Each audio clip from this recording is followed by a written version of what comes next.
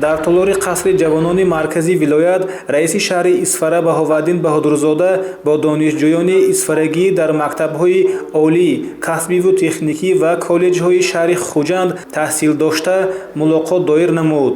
мулоқот бо сухани ифтитоҳӣ намояндаи мақомоти иҷроии ҳокимияти давлатии вилояти Суғд Мирзо Ғуфрон Ғафуров оғоз гардид.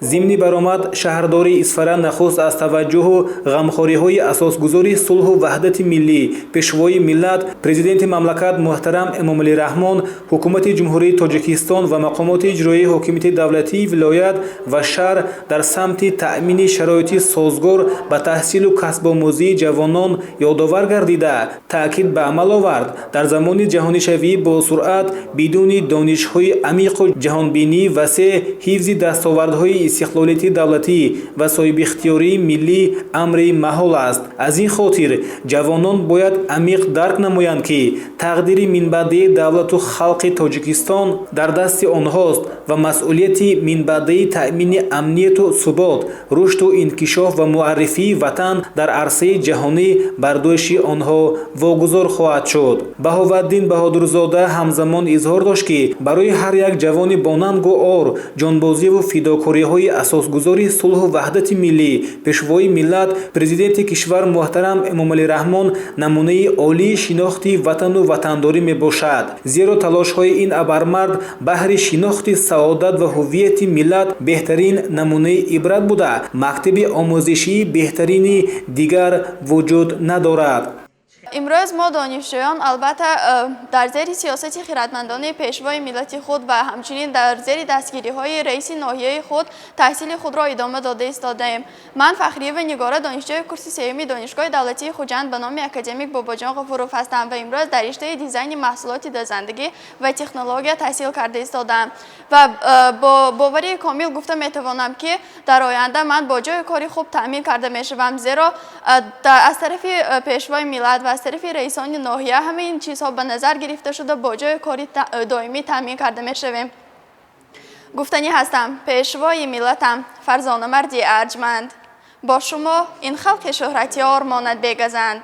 бемуҳобо бо шумо иқболи мо гул мекунад, нахли истиқлоли мо гул мекунад. Минбаъд донишҷӯён ба раиси шаҳр вобаста ба паҳлӯҳои мухталифи зиндагиву таҳсилашон суолу дархостҳояшонро пешниҳод намуданд. шаҳрдори Исфара дар навбати худ иброз намуд ки ҳамаи таклифҳои садодода мавриди омӯзиш ва баррасӣ қарор дода хоҳанд шуд.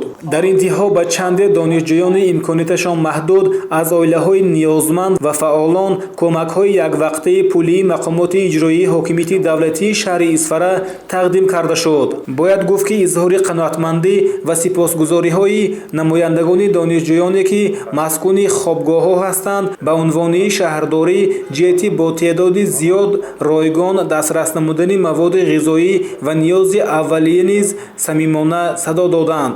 ман миннатдори худам ва президенти ҷумҳурии Тоҷикистон муҳтарам Эмомалӣ Раҳмон мерасонам ки барои мо ҷавонон чунин шароитҳои замонавиро муҳайё кардан барои хондан ва инчунин ба раиси вилоят муҳтарам Раҷаббой Аҳмадзода ва инчунин ба раиси шаҳрамон Баҳодурзода Баҳоваддин мерасонам ки моро ҳамчун фарзанди худашон ҳар сол дар ҳамин вақт омда моро хабар мегиранд ва камбудиҳои моро ислоҳ мекунанд. мо аз он ки ғамхории падаронашон мо сипосгузорем ва мехоҳем ки оянда дар ҳамин рафт моро хабар гирифта истоанд. мо ҳаракат мекунем ки барои давлат, пешрафти давлат саҳми худамонро гузорем. шаҳрдори Исфара дар фарҷом изҳори умедворӣ намуд ки ҷавонони баъру номуси диёр омӯхтани илму дониш, касбу ҳунар ва меҳнати самарабахшро вазифаи ҷонии худ дониста дар оянда мавқеи сазовори худро дар ҷомеа пайдо менамоянд ва дар таҳкими пояҳои истиқлолияти давлатӣ ва рушду ободии ватани азиз саҳми арзанда хоҳанд гузошт.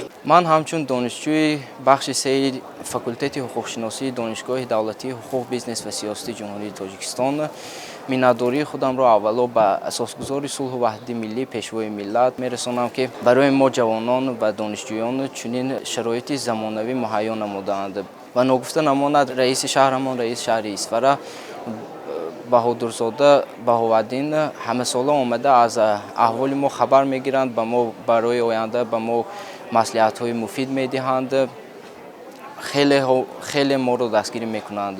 Дар ҷавоб ба ин ғамхориҳои асосгузори сулҳу ваҳдати миллӣ, пешвои миллат, мо ҷавонон ваъда медиҳем ки таҳсили хуб намуда дар оянда барои давлату миллатамон хизмати шоиста менамоем. мо ҷавонони даврони соҳибистиқлол хеле шод ҳастем ки ҳоло таҳсили моро раиси шаҳри Исфара дастгирӣ мекунанд. Барои мо ҳамаи шароитҳо муҳайё аст. Ҳамасола раиси шаҳри Исфара бо ҳамроҳи донишҷӯён мулоқот мегузаронанд ва ҳамаи камбудиҳои моро гӯш карда барои мо маслиҳатҳои хуб медиҳанд. ман дар оянда мехоҳам ҳамчун омӯзгори фанни информатика дар мактаби шаҳрамон хизмат кунам ва ҷавононро ба роҳи ватандӯстӣ тайёр кунам. ҳамин тавр мулоқот ба сол самимиву судманд анҷом пазируфта ва дар маҷмӯъ донишҷӯён аз ин боздид аз ин гуна вохӯриву мулоқоти хушоянд бо раиси шаҳри Исфара Баҳоваддин Баҳодурзода куллан шоду ризоманд гаштанд.